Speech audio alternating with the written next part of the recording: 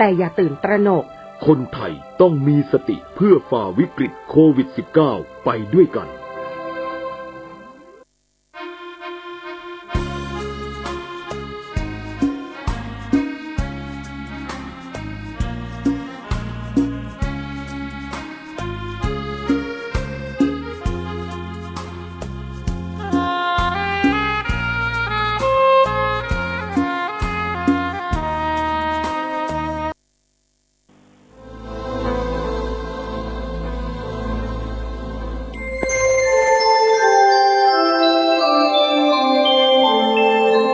ขณะนี้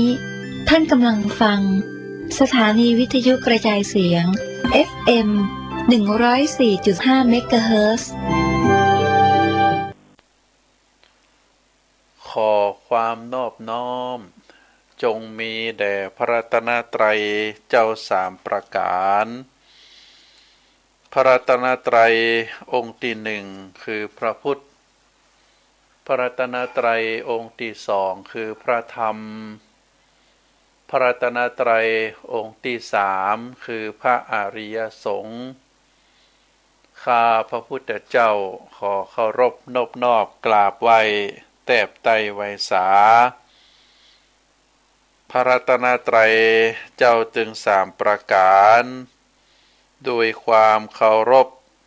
สักการะเป็นอย่างยิ่งขอถวายความเคารพพระมหาเถรานุเถระ เจ้าคณะพระสังฆาธิการ ครูบาอาจารย์ตลอดถึงพระภิกษุหนุ่มสามเณรน้อยจุตนจุองค์ขอเจริญพรศรัทธาญาติโยมนักศีลนักบุญทั้งหลายต่อจากนี้ไปอาตมาภาพพระครูปริยัติกิจจาภิวัตรแห่งสำนักวัดพระสิงห์อำเภอเมืองจังหวัดเชียงใหม่ก็ขอนำเอาพระธรรมคำสอนขององค์สมเด็จพระสัมมาสัมพุทธเจ้าเป็นหลักคำสอนในทางพระพุทธศาสนาเป็นคติธรรมเป็นชาดกซึ่งแฝงโดยเนื้อหาสาระธรรมขององค์สมเด็จพระสัมมาสัมพุทธเจ้ามามอบเป็นธรรมบรรณาการอาหารใจคือกับท่านสาธุชนทุกท่านที่รับฟังรายการนี้รายการ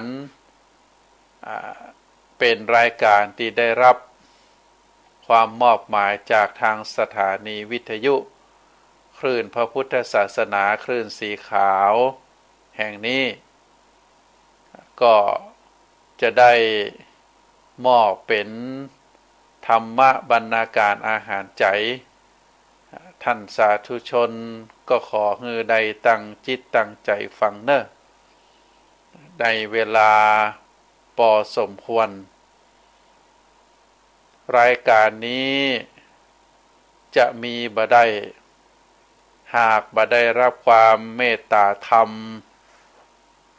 จากท่านผู้อำนวยการสถานีวิทยุคลื่นพระพุทธศาสนาแห่งนี้แล้วก็บ่ได้รับความร่วมมือจากเจ้าหน้าที่ทุกฝ่ายทุกแผนกของทางสถานีที่ได้ประสานงานได้นำเอาเนื้อหาสาระธรรมได้ส่งไปให้กับท่านผู้ฟังทั้งหลายที่อยู่ทุกหนทุกแห่งในจังหวัดเชียงใหม่หรือจังหวัดใกล้เคียงพร้อมกันนั้นก็ได้ลิงก์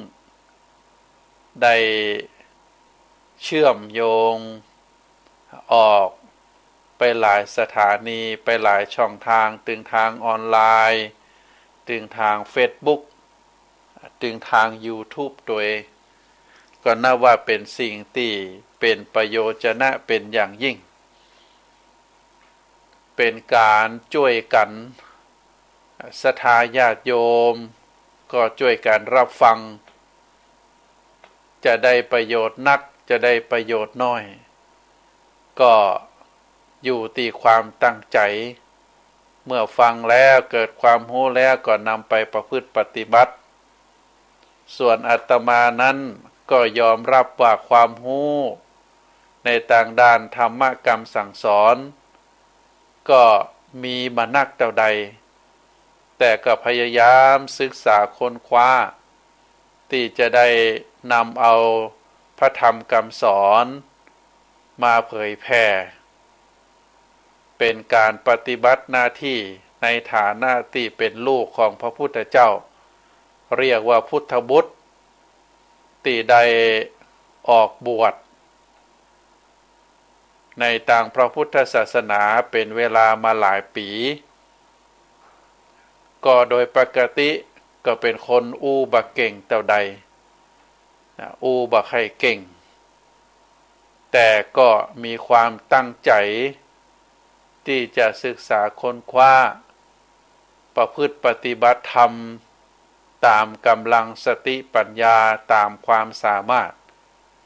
แล้วก็ได้นำเอาความรู้เหล่านั้นมาเผยแผ่มาเทศน์มาสอน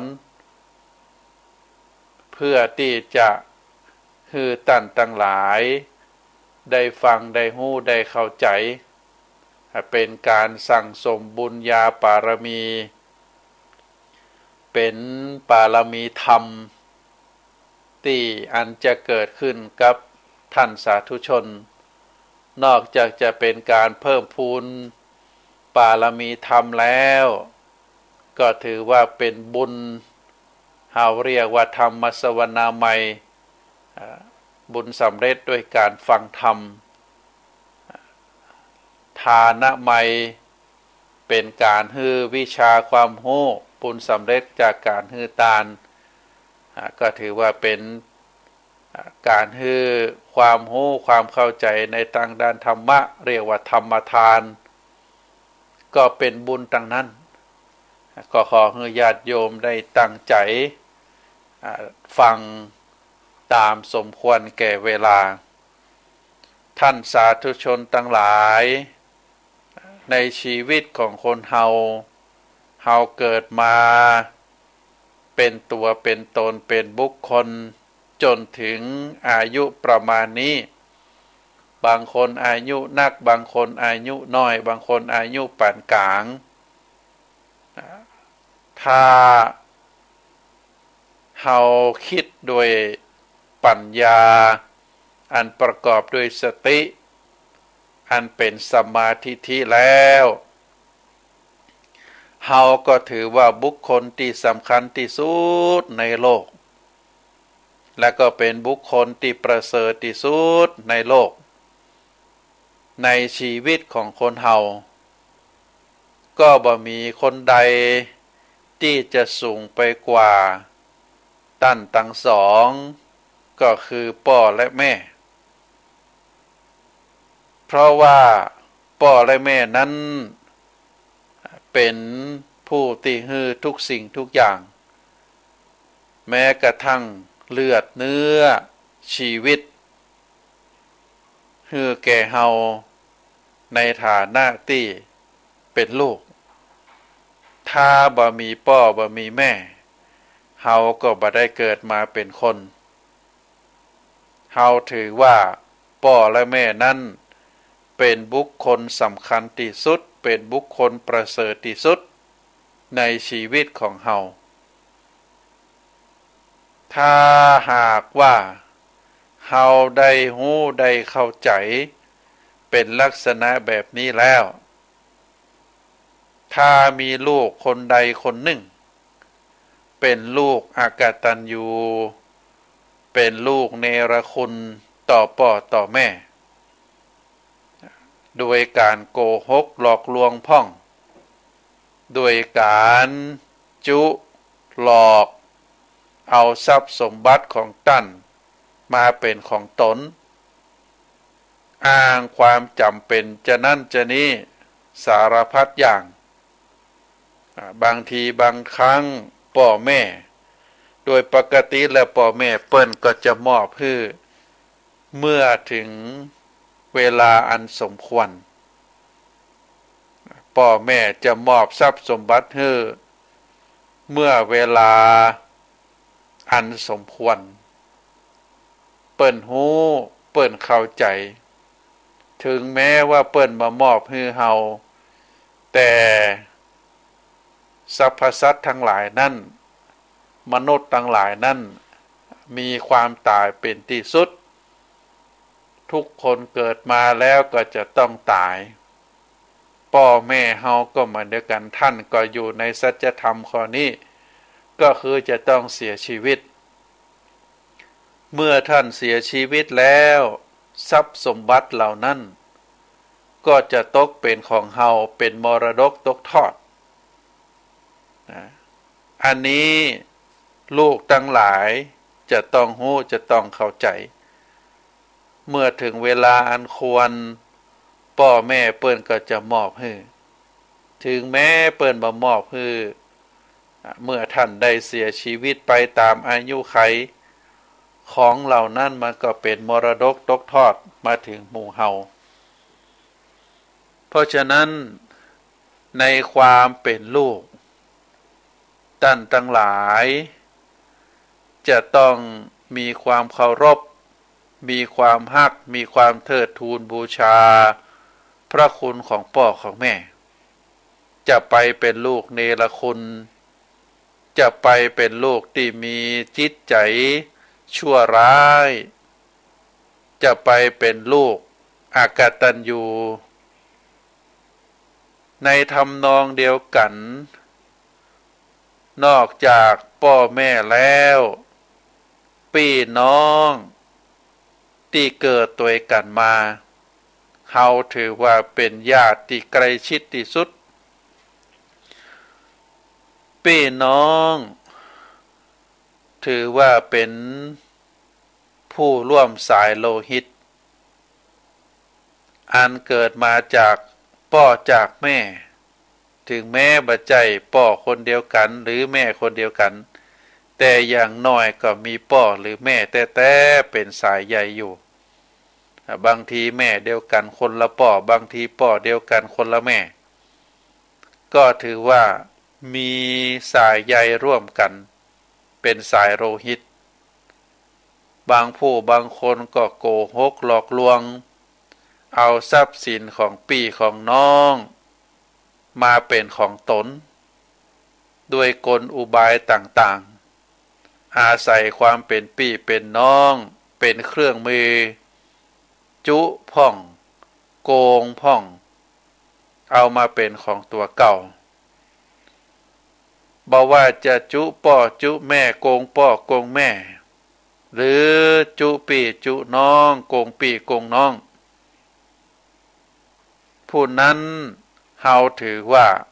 เป็นคนชั่วช้าเป็นคนชั่วร้ายเป็นคนเนรคุณ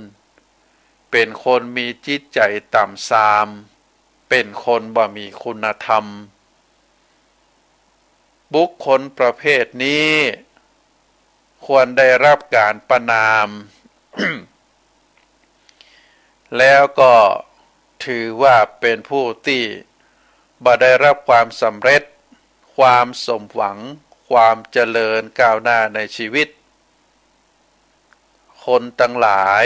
เปิ้นก็รังเกียจบางรายนั้นโกหกพ่อโกหกแม่โกงพี่โกงน้องเอาทรัพย์สมบัติมาแล้วก็ทำเป็นเชิดหน้าชูตาอยู่ในสังคมเหมือนกับคนอื่นเปิ้นบ่ฮู้คนที่เป็นลักษณะแบบนี้นั้นในช่วงระยะเวลาสั้นๆเขาอาจจะทำได้เชิดชูคอชูหน้าชูตาในสังคมได้แต่เมื่อใดทรัพย์สมบัติที่โกงมาที่จุมานั้นหมดไปอย่างรวดเร็วหรือหน้ากากแห่งความเนรคุณก็เปิดเผยออกมาหรืออาจจะเป็นบาปเป็นกรรมตัวมาสนองตันในชาตินี้เมื่อนั้น บุคคลคนนั้นก็จะกลายเป็นคนตกต่ำเป็นบุคคลที่ตกอับเฮาถือว่าบุคคลเช่นนี้แม้แต่เทวดาก็รังเกียจไผก็บ่ยกย่องนับถือเป็นคนที่ถูกเทวดาทอดทิ้งท่านสาธุชนคนที่ทรยศอกตัญญูต่อพ่อต่อแม่คนที่โกงพี่โกงน้องบุคคลคนนั้นคนตั้งหลายเปิ้นติฉินนินทาแล้วก็แม้แต่เทวดาเฮาถือว่าเขาทุกคนนั้นมีเทวดาประจำตัวอยู่เปิ้นบอกว่าแม้แต่เทวดาก็รังเกียจเทวดาก็ทอดทิ้งคนที่เทวดาประจำตัวทอดทิ้งนั้นย่อมจะบ่มีความปลอดภัยในทรัพย์สินย่อมจะบ่มีความปลอดภัยในชีวิตมีเหตุจะต้องฮือเสียทรัพย์มีเหตุที่จะต้องเดินทางไกลมีเหตุจะฮือประสบเหตุร้ายหรืออุบัติเหตุฮือต้องได้เลือดตกยางออกหรือเสียของหักไปบ่อยๆเพราะเป็นคนที่เทวดาปล่อยวางทอดทิ้งบาปกป้องคุ้มครองท่านสาธุชนพุทธบริษัททั้งหลายการโกหกหลอกลวงคนอื่นเฮาก็ถือว่าเป็นความชั่วร้ายอยู่แล้วการโกหกพี่การโกหกน้องการคดโกงเอาของพ่อของแม่เอามรดกของตั้นไปปูยีปูยำเอาไปเล่นการพนันเอาไปขายไปคบคนชั่วเป็นมิตรไปเรียกว่าเอาไปซื้อไปขายในสิ่งที่มันผิดกฎหมายเปิ้นบอกว่าเป็นความชั่วร้ายนักกว่ายิ่งโกหกพ่อแม่โกหกพี่โกหกน้องด้วยแล้วถือว่าเป็นยอดของความชั่วร้ายคนที่หลงไว้ใจหรือหลงคบหาสมาคมกับบุคคลประเภทนี้คือบุคคลที่โกหกพ่อโกหกแม่บุคคลที่ทำร้ายพ่อทำร้ายแม่บุคคลที่ทอดทิ้งพ่อทอดทิ้งแม่บุคคลที่โกหกพี่โกหกน้องทำร้ายพี่ทำร้ายน้องเปิ้นบอกว่าสักวันหนึ่งแล้วบุคคลที่ทำจะนี้เขาก็จะต้องได้รับผลตอบแทนแล้วก็จะต้องถูกคนอื่นจุคนอื่นหลอกตลอดชีวิตของเขานั้นเขาจะบ่มีความสุขเพราะขนาดพ่อขนาดแม่แต่เขายังโกหกหลอกลวงได้นับภาษาอะหยังกับคนอื่นที่เขาเหล่านั้นโดยเฉพาะคนที่โกหกนั้นเขาก็จะต้องโกหกเฮาในฐานะที่บัจใจพี่บัจใจน้องบัจใจพ่อบัจใจแม่บัจใจญาติเฮาก็จะต้องถูกเขาโกหกเพราะฉะนั้นเฮาก็จะต้องหลีกเลี่ยงบ่คบบ่เอาไปใกล้ชิดบ่อยู่ใกล้ชิดเพราะถือว่าบุคคลประเภทนี้แล้วเป็นบุคคลที่น่ากลัวเป็นบุคคลที่น่าขยะแขยงเป็นบุคคลที่บ่ควรคบหาสมาคมแล้วก็เป็นบุคคลที่ถือว่าเป็นภัยต่อสังคมเปิ้นบอกว่าท่านสาธุชนทั้งหลายสัญญาณของความเป็นลูกเนรคุณมีสัญญาณนะสถาญาติโยมท่านใด มีลูกมีหลานมีเปื้อนที่กระทำประพฤติชนี้ถือว่าบุคคลนั้นเป็นบุคคลที่ส่อสัญญาณให้รู้ว่าเป็นลูกเนรคุณประการที่หนึ่งบุคคลที่ทำให้พ่อแม่เสียใจทำให้พ่อให้แม่น้ำตาไหลจากกรรมจากการกระทำจากพฤติกรรมก็ดีอันนั้นถือว่าเป็นสัญญาณของความเป็นลูกเนรคุณอันที่หนึ่งอันที่สองคนใดติดตะคอกทะเลาะวิวาทหรือขึ้นเสียงต่อหน้าพ่อต่อหน้าแม่อันนี้ถือว่าเป็นสัญญาณลูกเนรคุณข้อที่สองข้อที่สามเป็นบุคคลที่ดื้อรั้นบ่ทำตามคำสั่งของพ่อของแม่อันนี้ก็ถือว่าเป็นสัญญาณข้อที่สามข้อที่สี่ทำหน้าตาบูดบึ้งขมวดคิ้วแสดงความบ่พอใจต่อพ่อเจ้าแม่ข้อที่ห้ามองพ่อแม่โดยหางตาหรือมองโดยสายตาแสดงความบ่พอใจห้าข้อนี้ถือว่าเป็นสัญญาณของความเป็นลูกเนรคุณข้อที่หกมีก่อข้อที่หกก็คือสั่งใจพ่อใจแม่ทำสิ่งที่บ่ใจหน้าที่ของเปิ้นเป็นต้นว่าซักเสื้อผ้าของตัวเก่าหุงหาอาหารโดยเฉพาะยามที่เปิ้นชราแก่เฒ่าถึงแม้ว่าท่านทั้งสองยินดีให้ความช่วยเหลือโดยความสมัครใจหรือบ่สมัครใจก็แล้วแต่ก็ถือว่าเป็นสัญญาณของความเป็นคนเนรคุณแต่ถ้าลูกตอบแทนท่านด้วยการขอบคุณและก็ดูแลท่านถึงสองอันนั้นก็ว่ากันแหมอย่างหนึ่งประการต่อมาด่าตำหนิติเตียนอาหารที่พ่อแม่เตรียมไว้ให้ก็ดีหรือ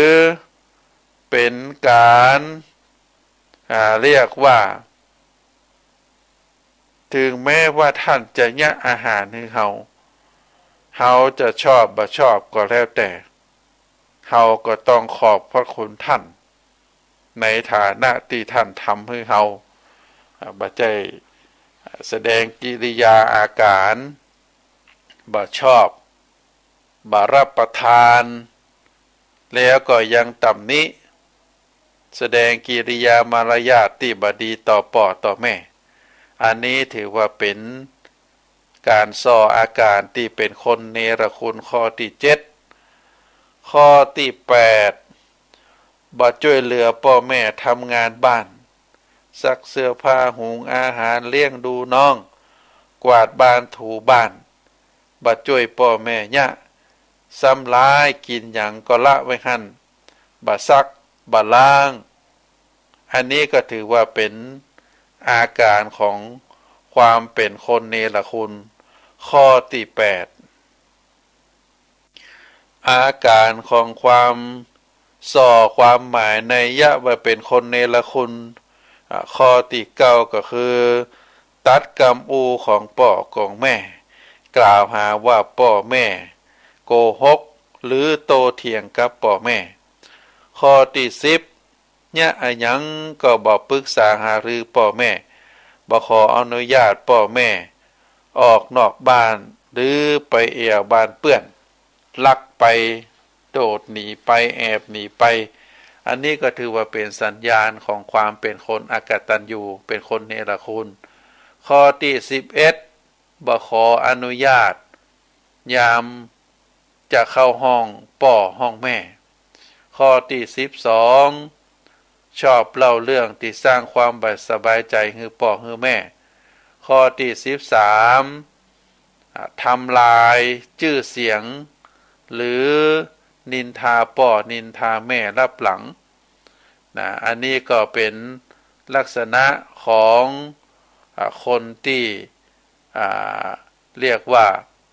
มีความอกตัญญูข้อต่อมาก็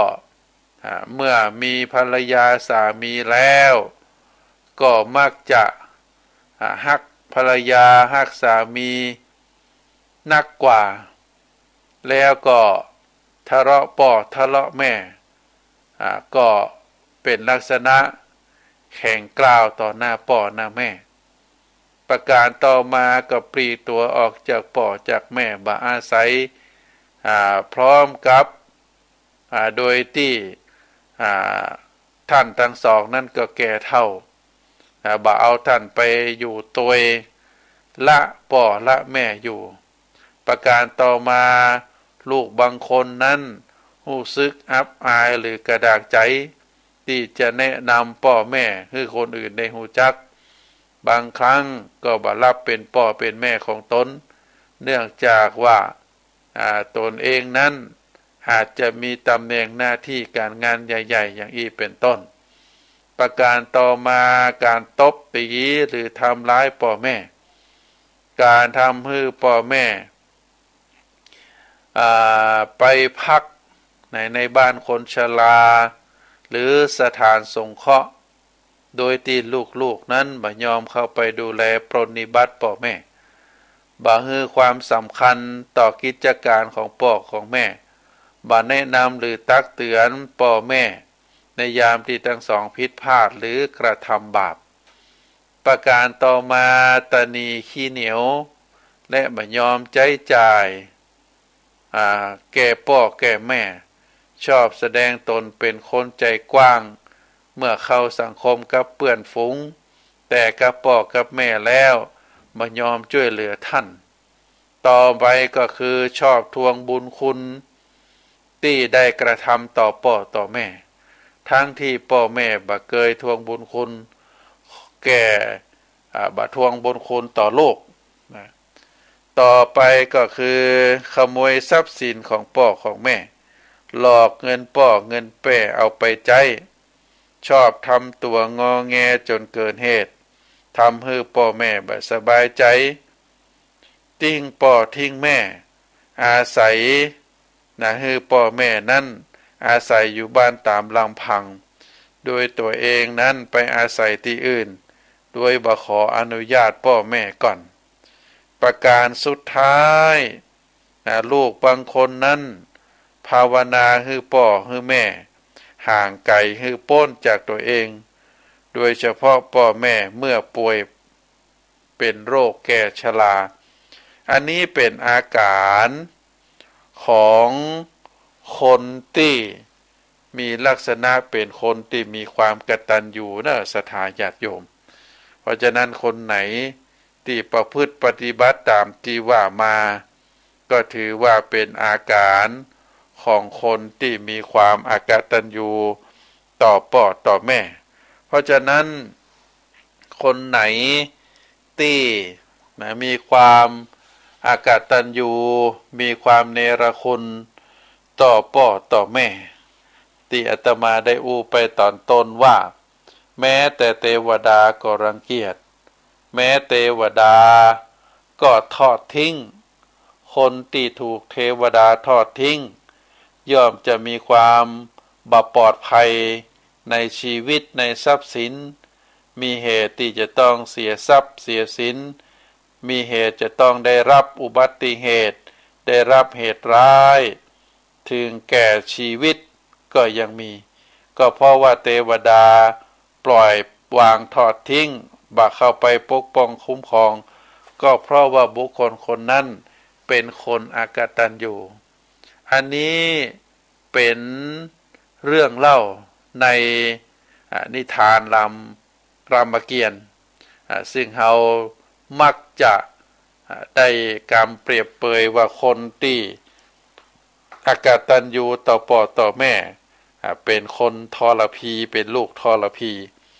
ความหมายในยะ ทรพีลูกที่เป็นทรพีต่อพ่อต่อแม่เป็นคนทรพีนั้นมีความหมายว่าจะได้มีเรื่องเล่าว่ามีพญาควายเผือกสถาสยมชื่อทรพาเป็นพญาควายเผือกเดิมนั้นเป็นยักษ์ชื่อว่านนทการมีหน้าที่เฝ้าประตูเขาไกรราชแต่วันหนึ่งยักษ์ตนนั้นนนทการนั้นก็ได้ไปหยอกล้อกับนางมาลีนางมาลีนี้เป็นหญิงสาวรับใจของพระอินทร์สวนเมื่อนางมาลีไปเพชรทูลพระอินทร์สวนว่าถูกยักษ์ชื่อนนทการนี้หยอกล้อก็ทำให้พระอินทร์สวนนั้นได้ใจเวทมนต์สาบสาบยักษ์นนทการนั้นคือเป็นควายเผือกชื่อว่าทรพาแล้วก็ยังสาบต่อไปแห่งว่าทรพาตนนี้เมื่อได้ไปสู่สมกับนางควายตัวใดมีลูกเป็นตัวผู้มาก็จะต้องถูกลูกฆ่าตายหลังจากนั้นเมื่อมีเมียตัวใดตกลูกออกมาเป็นตัวผู้ทรพาก็จะฆ่าลูกทุกตัวไปต่อมานางควายตัวหนึ่งนามว่านิลานี่ตั้งท้องขึ้นมาเกรงว่าถ้าตัวตกลูกออกมาเป็นตัวผู้แล้วก็จะต้องถูกฆ่าเช่นเดียวกันก็จึงได้แอบออกมาจากฝูงแล้วก็มาอยู่ในถ้ำแล้วก็เมื่อแอบอยู่ในถ้ำแล้วจนได้เกิดลูกออกมาตกลูกออกมาจึงได้ตั้งชื่อลูกว่าทรพีแล้วก็ได้อธิษฐานขอให้เทวดาในถ้ำช่วยคุ้มครองทรพีตัวเทวดาที่สิงสถิตอยู่ในถ้ำก็เมื่อนางนิลาได้ตั้งจิตอธิษฐานได้อ้อนวอนก็ได้เข้าไปสิงสถิตที่เขาและขาของควายทรพีก็จึงทำให้ทรพีนั้นมีกำลังนักกว่าควายตั้งหลายเมื่อทรพีได้เจริญเติบโตมาก็จะเฝ้าวัดรอยเท้าของทรพาผู้เป็นป่อได้ทำโดยตลอดกระทั่งอยู่มาวันหนึ่งปรากฏว่ารอยเท้าของทรพีนั้นใหญ่เต่าทรพาก็จึงได้ไปท้าทรพาต่อสู้และก็ในที่สุดทรพาก็ได้สังหารควายที่ชื่อทรพีจึงได้สังหารทรพาจนสิ้นชีวิตเพราะว่าทรพีนั้นเป็นควายหนุ่มทรพานั้นเป็นป่อแต่ว่าก็มีพละกำลังเหมือนเดียวกันแต่ที่ทรพีชนะทรพาก็เพราะว่ามีกำลังนักเนื่องจากว่าเข่าและขาของทรพีนั้นมีเทวดาสิงสถิตอยู่ก็จึงคนทั้งหลายเมื่อทรพีได้ฆ่าทรพาก็มักจะเรียกคนที่ลูกมีความอากตัญญูต่อพ่อต่อแม่ว่าเป็นลูกทรพีเป็นตามชื่อควายตัวนั้นทรพีเมื่อได้ฆ่าทรพาผู้เป็นป่อแล้วก็มีความกำเริบนักตาสู้กับควายทั่วไปแล้วก็อาจหารแล้วก็ชนะตลอดสู้กับควายต่อใดจะเป็นควายใหญ่ควายขนาดไหนทรพีนี่สู้แล้วก็ปรากฏว่าควายตัวอื่นนั้นตายหมด โดนเข่าทรพีแต่งเมื่อได้ต่อสู้กับควายทั้งหลายจนหมดแล้วทรพีก็กำเริบอาถรรพ์ถึงขั้นต้าพระอินทร์สวนขึ้นมาสู้กันแต่พระอินทร์สวนกล่าวว่าก่อนที่จะมาต่อสู้กับตัวนั้นพระอินทร์สวนนั้นก็คือไปสู้กับพาลีก่อนถ้าชนะพาลีแล้วก็ก่อยมาต่อสู้กับพระองค์ทรพีก็จึงได้ไปต้าฮบกับพาลีต่อสู้ในการต่อสู้ครั้งแรกยังบ่มีไผชนะทั้งคู่ก็ได้นัดกันมาต่อสู้ที่ถ้ำแห่งหนึ่งชื่อว่าถ้ำสุรการก่อนที่จะต่อสู้กับพาลีนั้นก็ก่อนที่จะต่อสู้กับทรพีนั้นพาลีได้สั่งให้สุครีพไว้บอกว่าหาก7 วันแล้ว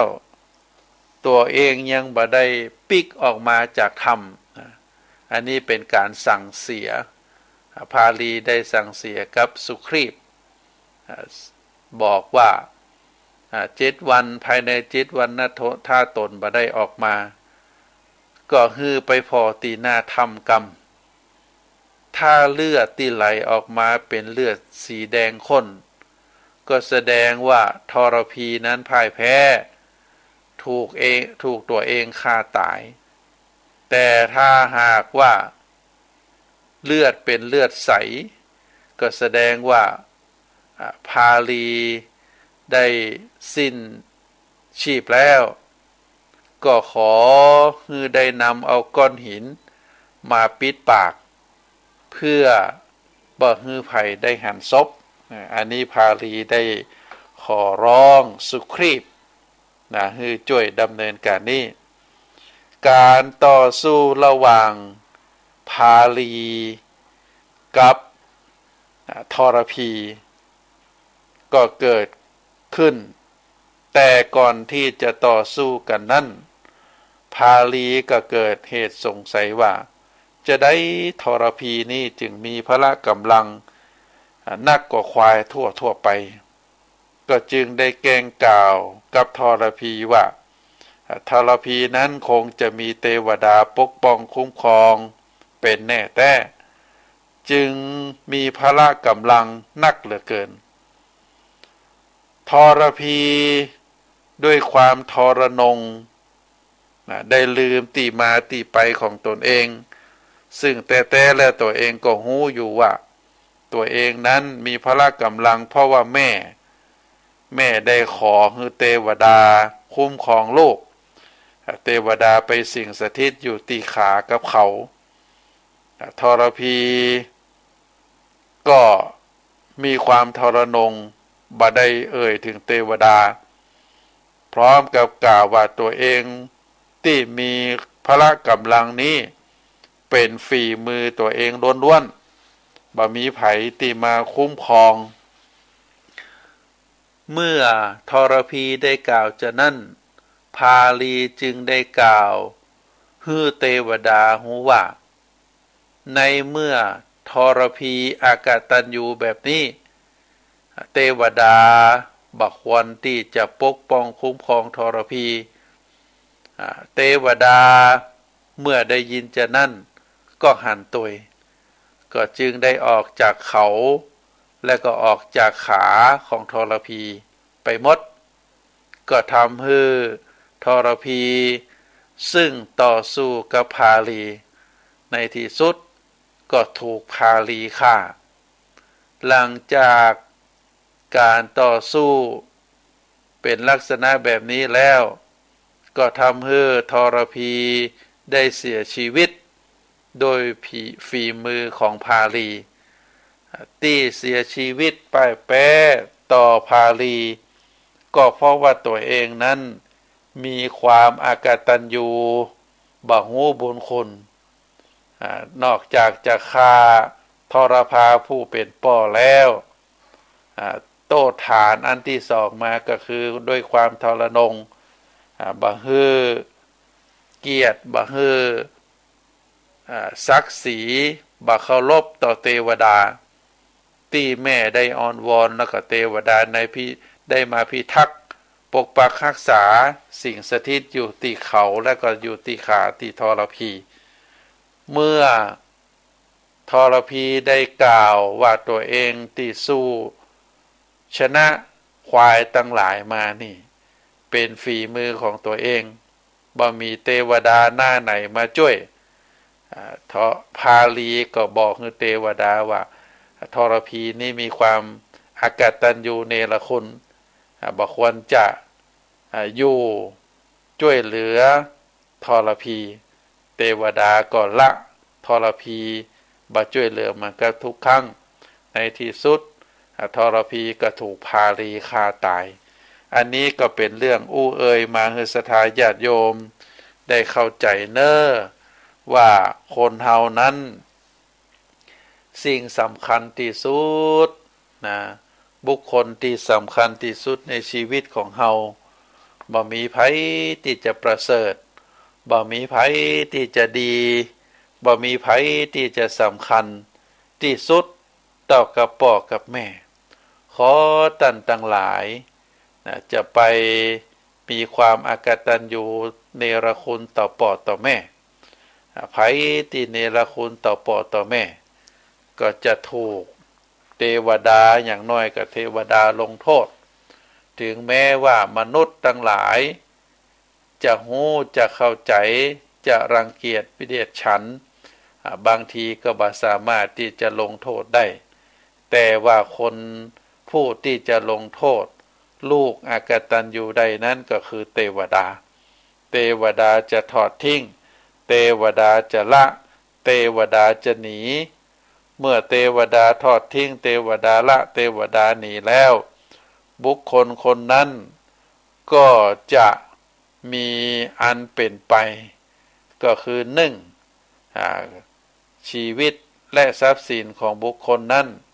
ก็จะเสียทรัพย์เสียสินนะโดยบ่มีสาเหตุบางทีก็อาจจะเสียชีวิต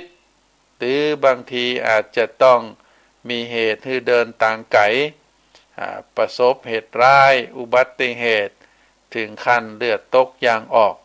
บางทีก็ถึงขั้นกับเป็นบ้านเฮาเรียกว่าเป็นจ่องเชาะด้อยก็คือโดยบ่ฮู้สาเหตุบางทีก็ทำให้พิกลพิการลุกมาได้นอนแจ่ขี้แจ่เหี่ยวอยู่หั่นอันนี้เป็นบาปอันนี้เป็นกรรมก็เพราะว่าตัวเองนั้นเนรคุณต่อผู้ที่มีพระคุณก็คือพ่อก็คือแม่นอกจากพ่อแม่แล้วบางคนนั้นก็ยังได้เรียกว่าได้โกหกได้คดโกงได้ทำร้ายตึงพี่ตึงน้องนอกจากจะเนรคุณต่อพ่อต่อแม่แล้วก็ยังได้ทำร้ายพี่ทำร้ายน้องได้คดโกงเอาทรัพย์สมบัติของพี่ของน้องโดยอาศัยของความเป็นพี่เป็นน้องตั้งใจที่มีจิตเจตนาบดีต่อพี่ต่อน้องอันนี้ถือว่าเป็นบุคคลที่น่ารังเกียจบุคคลที่น่าขยะแขยงเป็นบุคคลที่บ่ควรจะเข้ามาใกล้ในชีวิตของเฮาเพราะฉะนั้นก็ขอฝากศรัทธาญาติโยมเนอะไผยังมีพ่อมีแม่อยู่ไผยังมีพ่อยังมีแม่มีชีวิตอยู่ก็ขอได้ปฏิบัติปัดปูพ่อแม่ให้ดีๆอาจจะไปละจะไปขวางเปิ้นถึงแม้จะลำบากจะทุกข์จะใดก็ขออดทนเอาเฮานั้นพ่อแม่ได้เลี้ยงดูเฮามาหลายคนนะถึงพ่อแม่นั้นได้เลี้ยงลูกมาหลายคนเฮาในฐานะที่เป็นลูกพ่อแม่คนเดียวพ่อแม่มี2 คนเฮาก็ต้องเปลี่ยนกันดูแลจะไปรังเกียจเดียดฉันจะไปละจะไปขวางเปิ้นจะไปทอดทิ้งเปิ้นใน ในยามเปิ้นแก่ชราก็จะต้องเสาะจะต้องหาจะต้องเอาอกเอาใจไปเฝ้าไปยื้อไปใจเปิ้นนะก็ถือว่าเป็นพ่อเป็นแม่ของเฮาเป็นบุคคลที่ประเสริฐที่สุดเป็นบุคคลที่ดีที่สุดบางทีบุคคลคนนั้นอาจจะเป็นพ่อเป็นแม่ของสามีเป็นภรรยาเฮาในฐานะที่เป็นกู้ชีวิตก็จะต้องฮักจะต้องเคารพพ่อแม่ของฝ่ายสามีหรือฝ่ายภรรยาเหมือนเดียวกันเปรียบเหมือนกับพ่อกับแม่ของเฮาเพราะฉะนั้นจะไปตั้งข้อรังเกียจว่าบ่ใช่พ่อบ่ใช่แม่ของเฮาอาจจะไปญาติจะนั่นเฮาก็ต้องมีความฮักเพราะว่าเฮาได้ถือว่าได้อยู่ใกล้ชิดลูกของเปิ้นบ่ว่าจะเป็นฝ่ายหญิงฝ่ายชายก็แล้วแต่ก็ถือว่าเป็นกู้ชีวิตเฮา